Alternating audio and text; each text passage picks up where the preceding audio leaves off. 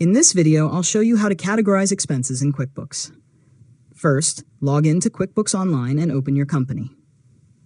Next, go to Transactions in the left sidebar and select Bank Transactions. Now, choose the bank or credit card account where the expense appears. Find the transaction you want to categorize and click it to open the details. After that, look for the Category field and select the expense category that best matches the purchase.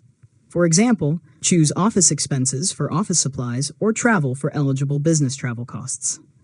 Next, review the payee, amount, and date to make sure the transaction is correct. If you need to add more details, you can enter a description or assign the expense to a customer or project.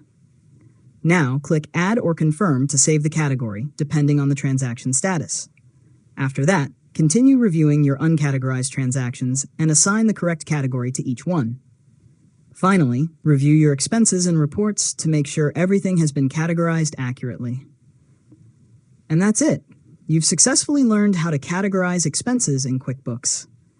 If you found this tutorial helpful, make sure to subscribe to Learn Mode Lab for more tutorials.